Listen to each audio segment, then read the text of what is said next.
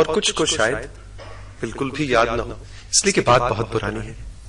میں نہیں بتاؤں گا کتنے برس پرانی ہے، بہت پرانی ہے، کہ جب پاکستان ٹیلی ویژن سے ایک موسیقی کا پروگرام پیش کیا جاتا تھا محفل کے نام سے، جس میں فراز صاحب کا کلام طاہرہ سید ہمارے سامنے پیش کیا کرتی تھی. اس پروگرام کی جو کہانی ہے وہ بڑی دلچسپ ہے. 71 کی جنگ، فراز صاحب پشاور میں وطن سے محبت، عسکری نغمے تخلیق اور تحریر کرنے شروع کیے، اور وہ نغمے P T V Chaklala Rawalpindi میں آیا کرتے تھے، اور پی ٹی وی کے پروڈیوسرز کی اور تکنیکاروں کی ٹیم ان نغموں کو طاہرہ سید کی آواز میں عوام تک پہنچایا کرتی تھی. کچھ ایسی سی کہانی ہے. میں ڈائریکٹ راوی ہوں بھی نہیں. اس کے بعد جنگ تو ختم ہو گئی، لیکن ان دوستوں کی ٹیم ایسی مرتب ہوئی کہ پھر ہمارے سامنے محفل کے نام سے یہ پروگرام آیا. دوستی اپنی جگہ پر، یہ حقیقت ہے فراز. دوستی اپنی جگہ پر، یہ حقیقت ہے فراز. تیری غزلوں سے کہیں تیرا غزال اچھا ہے. طاہرہ سید.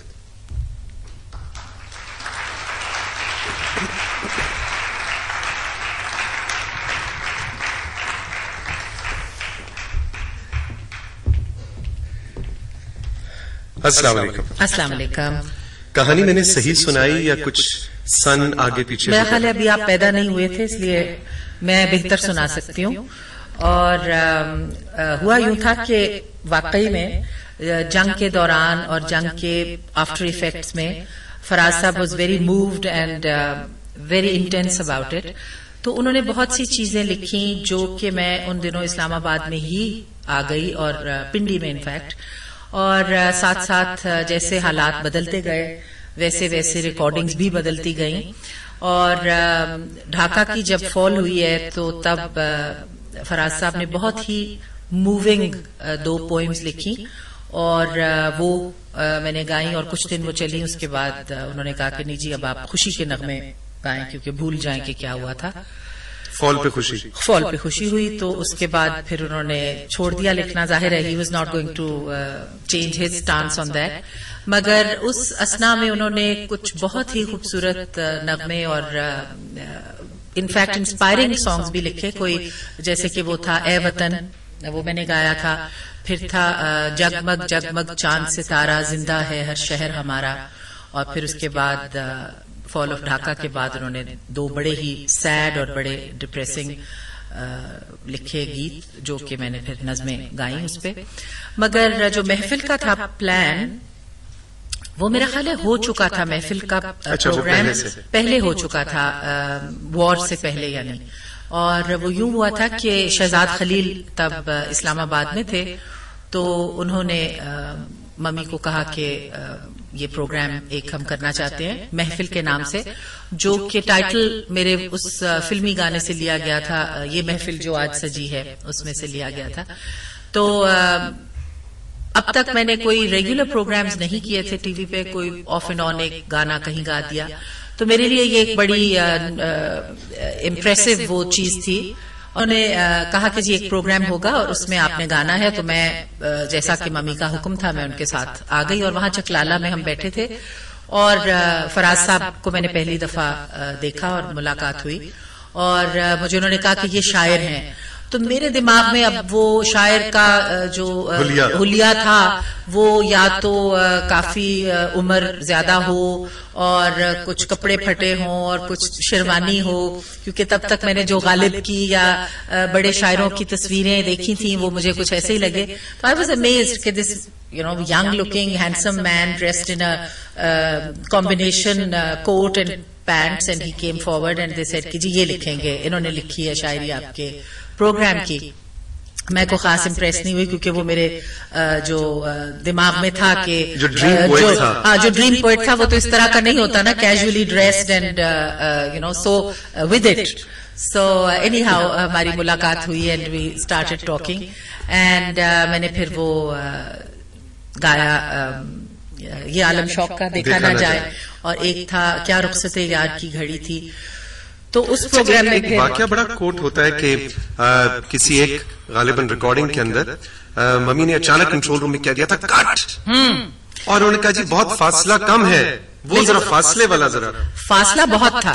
اچھا، وہ ایک کونے میں بیٹھے تھے، میں دوسرے کونے میں کھڑی تھی، مگر جب شہزاد خلیل نے 2 کیمروں سے وہ امیج کو مرج کرنے کی کوشش کی تو وہ ممی کو ناگوار گزری، اور انہوں نے کہا کہ اتنی قریب ایک دوسرے کے آپ نے دکھا دیا، یہ کٹ کریں. تو مجھے تب تو نہیں علم تھا، یہ بعد میں مجھے پتا چلا کہ یہ بھی وہاں پہ ہوا، اور سب نے کہا جی ہمارا قصور نہیں ہے، یہ کیمرہ والے وہاں پہ کر رہے ہیں. سو وہ کٹ کر کے پھر دوبارہ ریکارڈنگ ہوئی جس میں ہمیں دور دور ہی دکھایا گیا. تو بڑا وہ اس وقت فراز صاحب was like rock star, and جب میں نے یہ پروگرام کر لیا تو اونلی دین آئی ریئلائزڈ کہ ہاں یہ واقعی میں شاعر ہیں اور بہت مشہور ہیں، کیونکہ جہاں میں جاتی تھی people would talk about him, what is he like, what is he, how is he to talk to. تو people were very interested in him, and for our time at that time he was like a big deal. اور میں اس سے پہلے بتاتا ہوں کہ میری introduction جو تھوڑی سی ان سے ہوئی تھی، that was when I was 12، اور ہم اسلام آباد جا رہے تھے، اسلام آباد سے مری جا رہے تھے. My father was alive at that time, mummy اور شاہ جی آگے بیٹھے تھے اور میں پیچھے بیٹھی تھی، اور راستے میں ریڈیو پہ مہدی حسن صاحب کی وہ غزل آئی، اب کہ ہم بچھڑے. تو شاید کہیں اور میں نے obviously مجھے تو سمجھ نہیں آئی، but my father and mother were full of praise for the poetry, اور کتنے دن اس شاعری کی باتیں ہوتی رہیں. So that was actually my first recognition of Faraz sahab and his poetry. And subsequently جب یہ پروگرام ہو گیا تو پتا چلا کہ اچھا وہ بھی انہی کی لکھی ہوئی چیز تھی. So that was my first introduction, and of course then we went on to be friends for a long time, and right till the end میں بہت عزت اور بہت خلوص تھا ہم دونوں میں، اور بہت پیار سے ملتے تھے. طاہرہ ہمارے ساتھ ہیں، اور اس محفل کو جب ہم اختتام کی طرف بڑھائیں گے تو طاہرہ ہمارے ساتھ کچھ کلام بھی شیئر کریں گی. اس وقت طاہرہ جی ہم ایک فراز صاحب کی ایسی دوست کو بلوانا چاہیں گے جی کہ جن کی 45 برس سے زیادہ کی دوستی کی بالکل بالکل آئی نو دیٹ 45 لانگ ایئرز. انہوں نے بہت سے آنسو بھی فراز صاحب کے ساتھ شیئر کی، بہت سے ہنسیاں خوشیاں بھی فراز صاحب کے ساتھ شیئر کی. ہم بہت خوش بختی محسوس کر رہے ہیں. محترمہ کشور ناہید صاحب.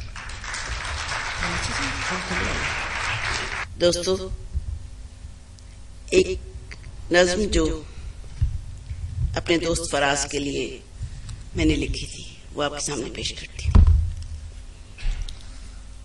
تجھے اپنی مٹی سے محبت تھی، تجھے اپنی مٹی سے محبت تھی، مگر مٹی بن جانا تیرا خواب نہ تھا. تجھے اپنی مٹی سے محبت تھی، مگر مٹی بن جانا تیرا خواب نہ تھا. تو خود قامت خواب تھا، تو اپنے وطن کے لیے خواب بنتا تھا.